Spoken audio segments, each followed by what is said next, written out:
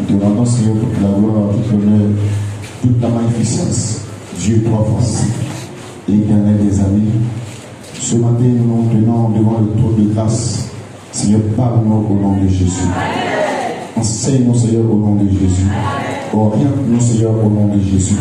Nous demandons, Seigneur, que ton Esprit Saint, Seigneur, prépare les cœurs pour la semence au nom de Jésus. Béni sois-tu, Père, parce que tu l'as fait. C'est au nom de Jésus que nous avons prié. Merci. Nous allons, je salue l'homme de Dieu, celui que le Seigneur utilise, l'onction sur lequel nous travaillons dans cette église.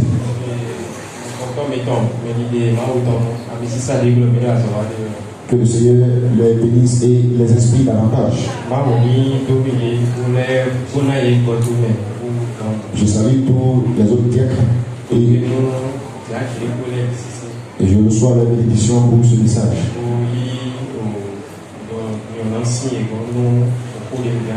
Amen. Nous allons lire dans le livre de Proverbes chapitre 14. Le verset 8. Veuillez bien apprêter la version fond parce que il y a certains mots qui sortent en fond et qui me plaignent. En français on dit la sagesse de l'homme prudent, c'est l'intelligence de sa voix. La folie des insensés, c'est la tromperie. Oui, enfant.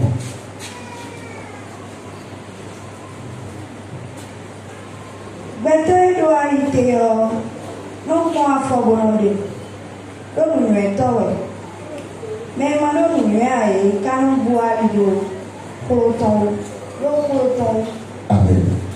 Le thème que nous allons nous entretenir pendant quelques minutes nous dit: soyez prudents, faites prévision.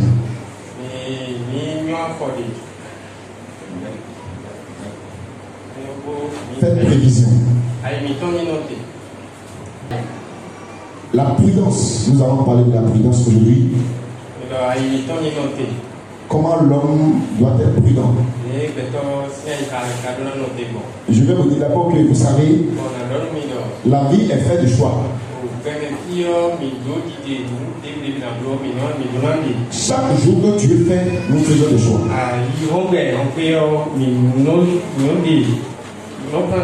Même venir à l'église ici ce matin, c'est un choix.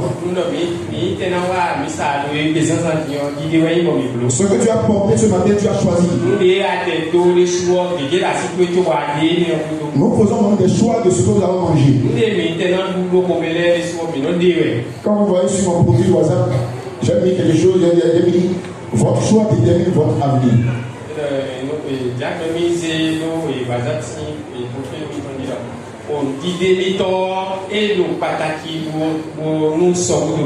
Nous faisons des choix au quotidien.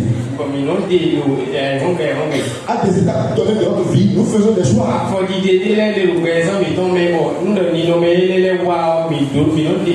Nous prenons des décisions à des moments donnés.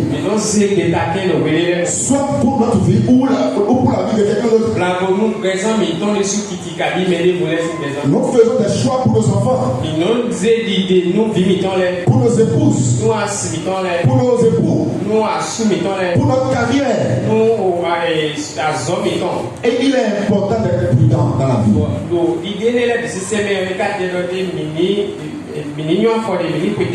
Parce qu'il faut, s'il arrive que tu fasses un mauvais choix à un moment donné,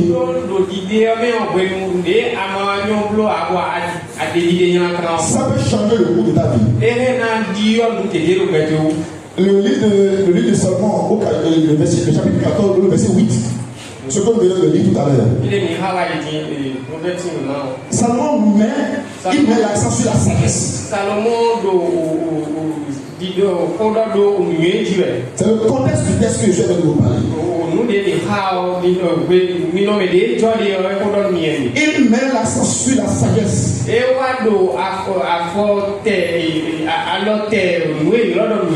Ce qui est contraire à la folie.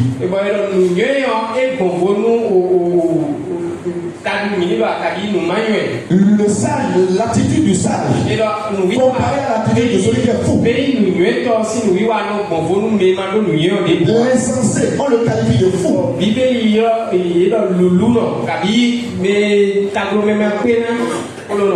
À travers ce message, tu vas voir, tu sauras si tu es sage ou tu es insensé.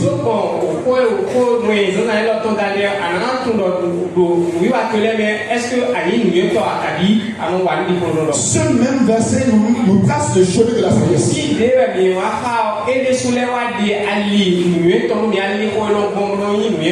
le chemin de la sagesse est l'intégrité.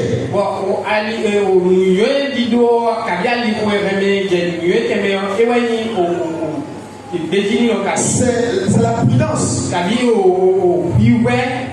Si tu es sage, tu dois emprunter le chemin de la sagesse. Et nous parle aussi du succès et de l'échec. Oui, et le succès, quand on parle de succès, ce n'est pas forcément quand j'ai de l'argent ou quand on parle de pauvreté, et c'est pas parce que je n'ai pas de l'argent que non, c'est pas ça.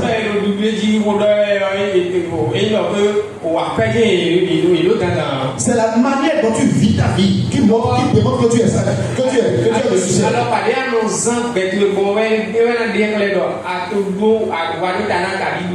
La façon dont tu mènes ta vie, c'est ça qui montre que tu as réussi dans la vie. Les hommes résument le succès à l'argent et à la promotion. Non. Il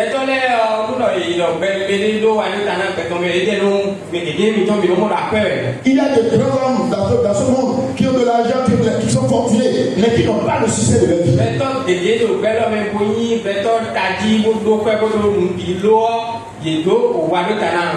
Parce qu'ils n'ont pas emprunté le chemin de la sagesse. Ils n'ont pas à un moment donné être prudent à des niveaux donnés.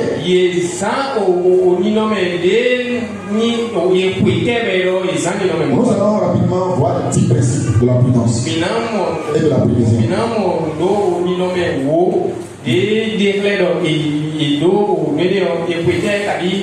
10 principes de la prudence et de la prévision. Nous allons voir rapidement. Si tu dois être prudent dans tes choix, dans tes décisions. 10 principes pour te conduire. La première chose que nous allons voir là, on dit ne prenez jamais des décisions permanentes basées sur des circonstances temporaires. C'est ça l'écran.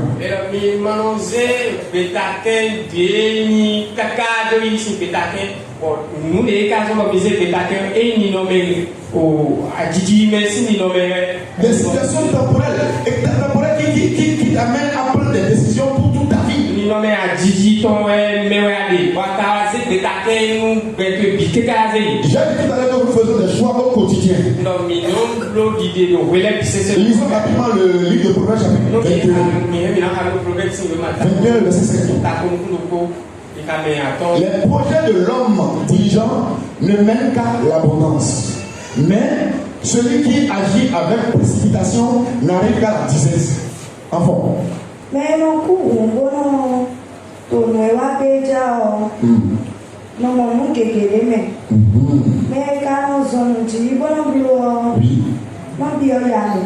oui. Quand tu veux prendre des décisions et que tu dois que c'est des choix pour toute ta vie. Ne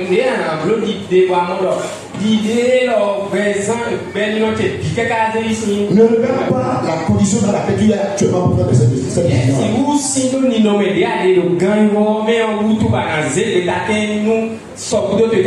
Prenons l'exemple du choix de conjoint. On se marie pour la vie. Et je ne peux pas donc vouloir me marier et faire le choix à cause d'une situation que je traverse actuellement.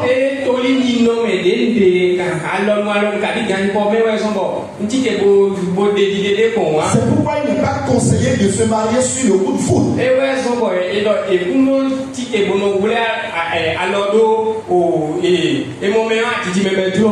Oui, et aujourd'hui c'est ce qui arrive pour les jeunes. Il a vu la fille, elle est très belle, et puis ça l'envahit, et puis La chaleur monte au cœur et puis on dit, papa, c'est ce que je veux faire. Or, c'est quelque chose qui va impacter toute la vie. Le choix de carrière. Il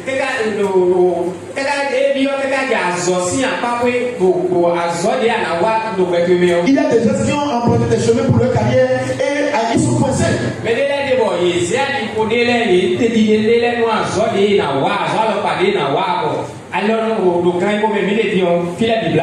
Parce que le homme faisait le choix, il était dans des conditions. Je me rappelle qu'on m'avait proposé un boulot un temps, à un moment donné. Quand j'étais à l'université.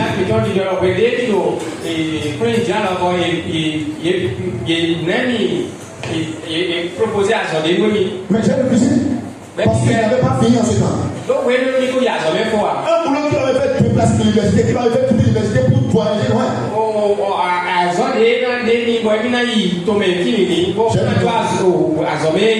Je préfère rester à Calavi. En ce temps, je souffrais bien, ça chauffait. Mais j'ai préféré rester ici. Je dis quelque chose toujours à mes jeunes frères qui sont dans la chorale et qui viennent des autres départements, qui ne sont pas de Cotonou.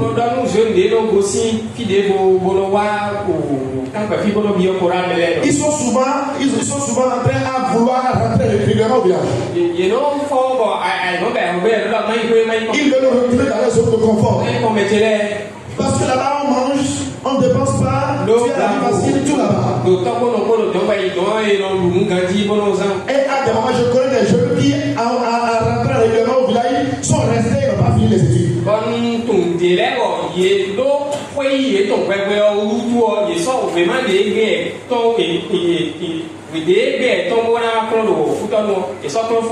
Et du coup, il a perdu le fil de sa vie. Il s'est dit, ne prenez pas des décisions permanentes basées sur des circonstances.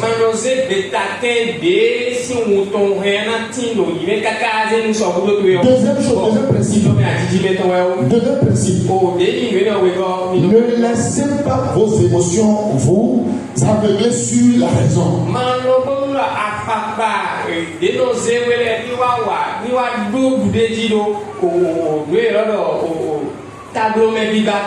Oui, vos émotions. Voyez, nous avons vu l'exemple de Samson. Il aime Delilah tellement que ses émotions le poussent à aller dans la vie de l'ennemi. Ne vous laissez pas conduire par vos émotions. Parce que ta femme t'a énervé.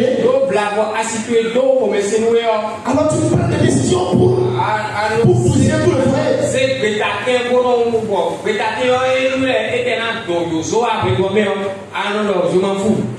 Un père qui dit parce que mon enfant m'a fait ceci, je le renie de mes enfants.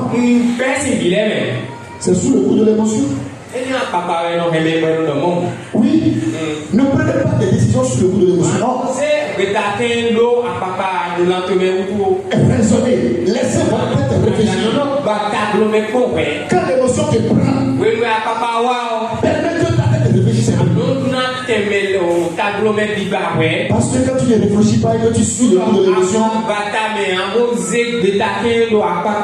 tu vas prendre des décisions que tu vas regretter demain. Nous avons vu dans le film de mercredi passé le monsieur qui n'a jamais frappé sa femme. À un moment donné, à cause parce que sa femme fouillait son téléphone, il a giflé, il a botté. Il est rentré au salon, maintenant il commence à regarder. Il n'a pas réfléchi. Il n'a pas réfléchi.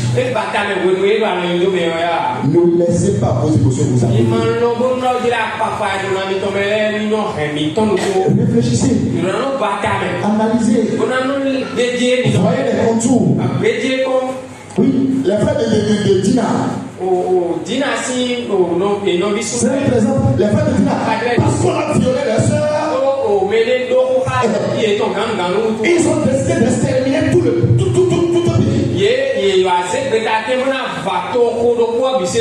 Mais cette décision qu'ils ont prise, les a fait quitter le pays. Non, ils sont partis. Parce qu'ils ont tué les gens. Leur père dit, mais alors entrons. Quittons ici. Ne laissez pas vos émotions vous aveugler. Réfléchissez. Troisième principe, là vous pouvez noter le proverbe chapitre 13 verset 20. Vous pouvez noter sur le deuxième principe. Troisième principe. Entourez-vous de personnes brillantes.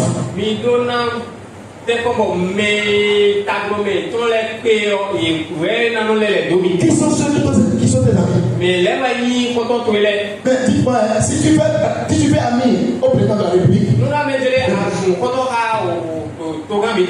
tu vas finir par réfléchir comme lui. Parce que c'est un homme, c'est un monsieur ingénieux. Quand tu es avec lui, tu vas commencer par réfléchir comme lui. Tu vas commencer par innover comme lui. Tu vas réfléchir mieux, tu vas faire des projets sur la bas.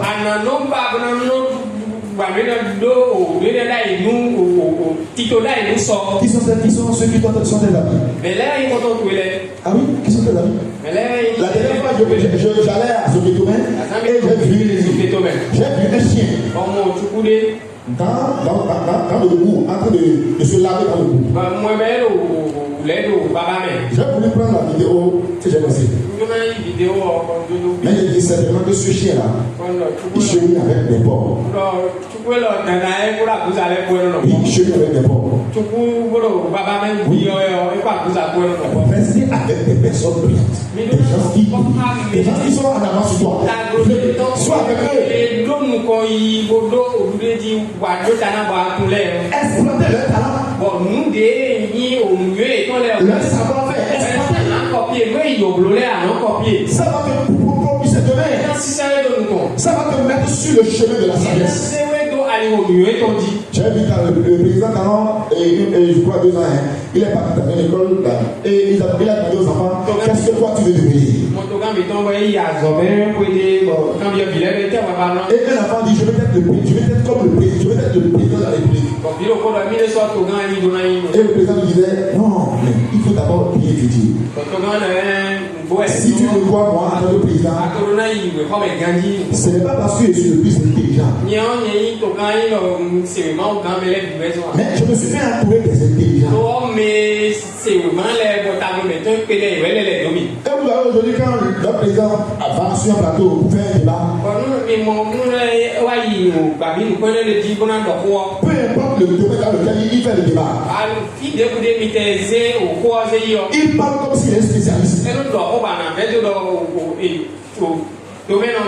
Il y a quelqu'un derrière qui le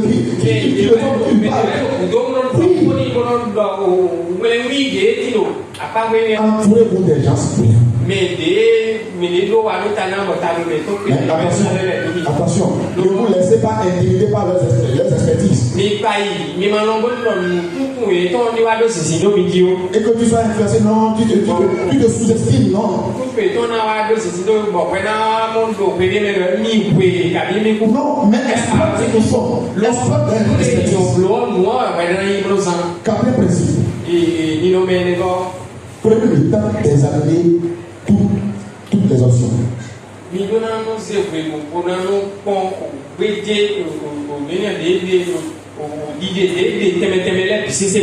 Oui, prenez le temps d'examiner toutes les options. Oui.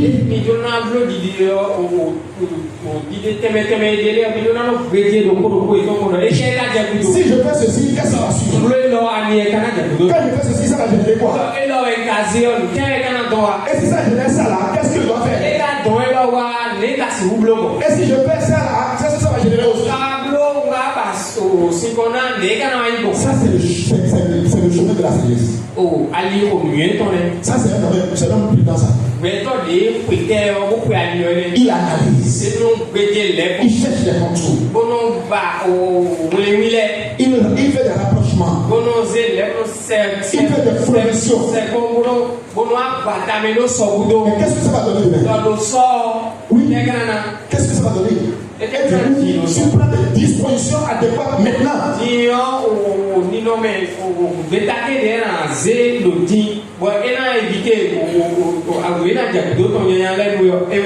Parce que j'ai vu telle personne faire ce métier, je veux aussi dans les gens.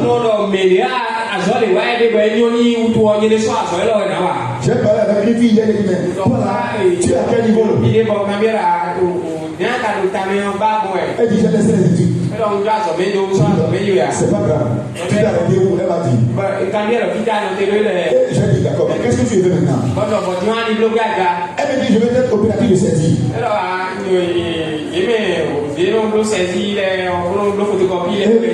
J'ai dit, c'est pas grave. Mais actuellement, en 2025, là, ce métier-là ne donne plus. Va chercher les conduits de ce métier. Qu'est-ce que les transports ajoutés?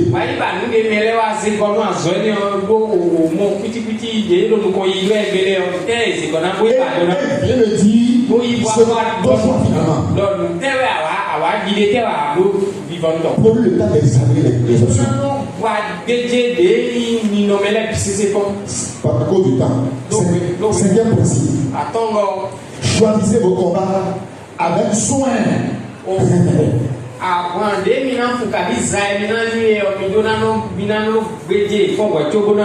Choisissez vos combats.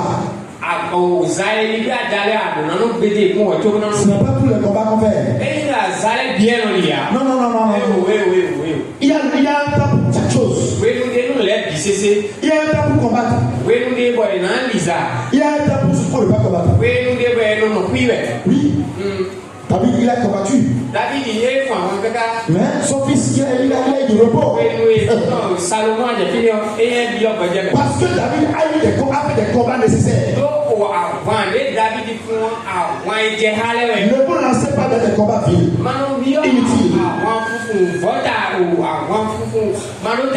J'ai un monsieur qui a loué dans une maison. Et la propriétaire de la maison est une sorcière. Lui ne savait pas. Un jour, la dame attendait tout, elle n'a pas marché. C'est un chrétien, monsieur. Finalement, la dame l'a combattu physiquement. La dame a blessé l'un de ses enfants physiquement. Brisé la tête de sa fille. Et il est parti à l'hôpital, il a fait toutes les courses qu'il a réveillées. L'enfant s'est retrouvé. Mais il a décidé de se déménager. Si c'était toi, tu as dit quoi? Parce que la propriétaire finalement l'a avoué. Oui, c'est moi, j'ai fait ceci, c'est moi qui ai fait ça. Mais tu vas dire, je vais rester à la maison et prier contre elle jusqu'à ce qu'elle meure. Non. Il a déménagé. Le temps que tu vas prendre pour prier là, ce temps te servira à chercher l'argent. À tellement donné réfléchissons et que elle n'a pas prié. Il y a des combats qu'on peut éviter facilement. Oui, l'homme prudent choisit ses combats. Il choisit ce qu'il va faire. Il y a des combats utiles qu'il doit faire. Ne violence pas. Non, ne violence pas. Sixième principe. Prenez le temps de rassembler tous les faits.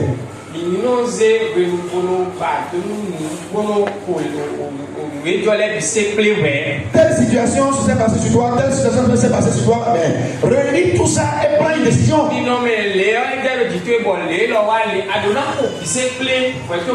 y a des gens qui subissent des choses dans la vie, mais ils ne sont jamais conscients de ça. On t'a sanctionné, on t'a frappé. Mais tu n'as pas cherché à savoir, mais qu'est-ce que j'ai fait moi-même? Quel est mon tort? Non, tu remets les torts sur le patron, sur le pasteur, sur tes parents. Il y a des gens, ils ne font qu'accuser. Si je suis dans telle situation, c'est à cause de telle personne. À cause de telle personne.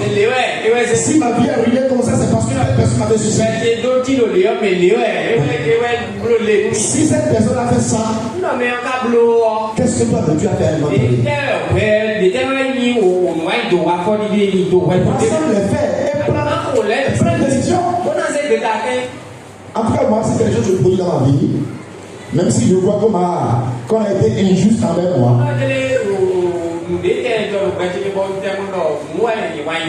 Je recule. Je me retiens. Je cherche là où j'ai là où j'ai fauté. Je réunis toutes ces choses pour ne plus jamais commencer à l'avenir. Ça, c'est l'homme prudent. Non, ne nous commencez pas dans cette discussion qui inutile. Oui, c'est à cause de telle personne que tu vas faire ci. Non.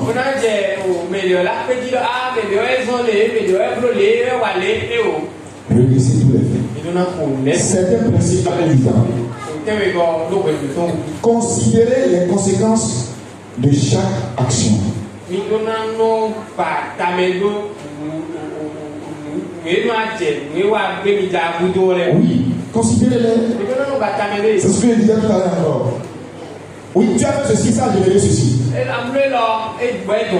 Que cette condition soit, cette conséquence soit positive ou négative. Alors, il faut considérer ça pour l'avenir.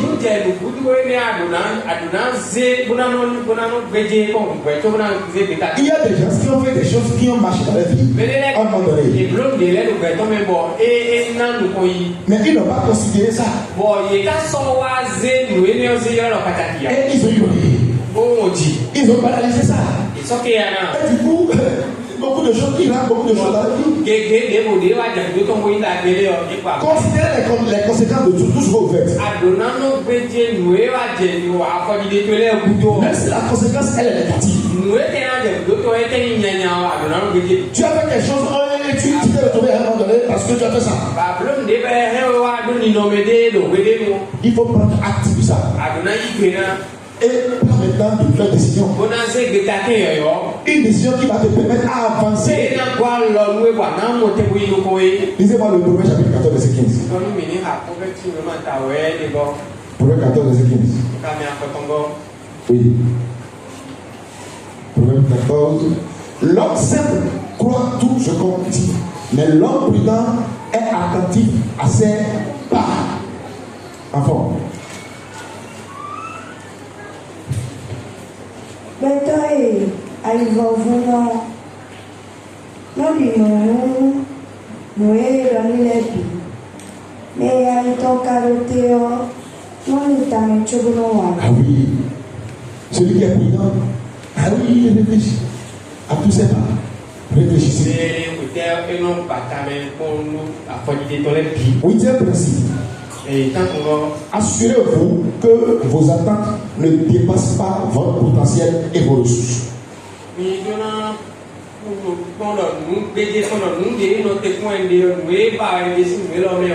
Est-ce que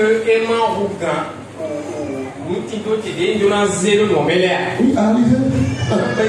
Oui, vous devez faire cette analyse-là. Donc, quand vous lisez dans le livre de Luc, chapitre 14, Jésus a été clair dans cette parabole. Si tu veux construire, c'est ce que le pasteur vient de faire tout à l'heure. Oui, quand pour la date des enfants, on a fait un plan. On a exécuté les travaux à un niveau donné. Maintenant, au niveau de la date, on a encore fait un point. Et maintenant, on réfléchit à comment faire pour tomber. Il y a des gens, il a 500 000. 500 000 est là, c'est bon. Alors il va se lancer dans des conneries. Et non, Tu as 500 000, tu veux lancer dans une affaire et tu prends une boutique de 200 000 le mois. 500 000, on a bien boutique, Et chaque mois tu vas payer 200 000. Bon, souvent, il faut le courant, on a 200 000. Dans 500 000 que tu as là. Après, de 500 000, Ça ne va pas prospérer. Alors ça veut dire que tu vas acheter des marchandises pour 300 000 dedans. Et chaque mois tu vas payer 200 000. Même si tu vends bien, alors tu vas jouer. Regardez vos capacités, ce que tu as capable de faire. Tu sais le salaire que tu gagnes. Il y a des gens, mais je dis, mais ils ont quoi? Tu fais des économies pour construire. Tu connais ton salaire. Au lieu de construire une maison qui sera avec toi de tôle là, tu mets une fondation étage.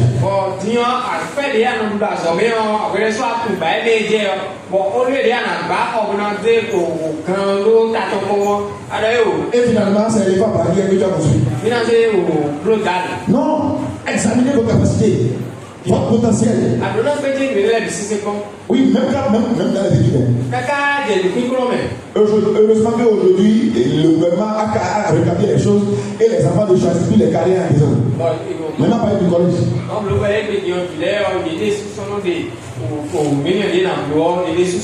avait fait trop de bêtises avant.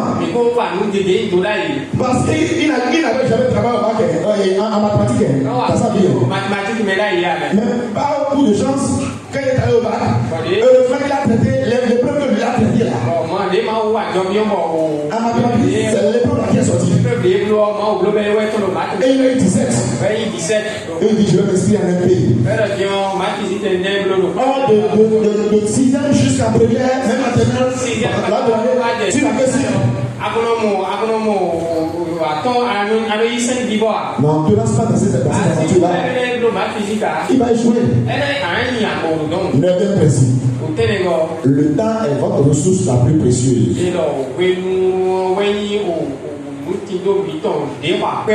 Utilisez-le bien. Oui, le temps que nous avons. L'homme prudent. Il utilise bien son temps. Il fait les choses en son temps. Le temps d'aller sur le classico. Il y a ce temps-là aussi. Mais il y a le temps d'étudier. Tu as l'examen lundi matin, tu suis le classico le dimanche soir. Oh, tu n'as pas fini tes leçons. C'est pas bien. Utilisez bien votre temps. Votre temps de jeunesse. Le temps où vous êtes adulte. Pour ne pas devenir un poids dans votre vieillesse. À cause du temps, la dernière principe. N'abandonnez jamais. N'abandonnez pas. L'homme prudent n'abandonne pas. Soyez prêts à faire des erreurs. Et quand tu fais des erreurs, quand tu fais des leçons de si les leçons de tes erreurs, si tu chutes, reprends. Et finalement tu vas réussir. N'abandonne pas. Dis à celui qui toi n'abandonne jamais. Continue. Proverbe chapitre 22, verset 5. Et on va finir. Pour la conclusion. Proverbe 22, verset 5. On dit les projets de l'homme dirigeant ne mènent qu'à l'abondance. On l'avait vu tout à l'heure. Mais celui qui agit avec précipitation n'arrive qu'à la disette. Amen. Les projets de l'homme intelligent, l'homme prudent, l'homme sage, il vient toujours à l'abondance. Mais l'insensé, alors il tombe dans les chutes et finit par se ruiner. Soyez prudents, faites des prévisions et que le Seigneur vous bénisse.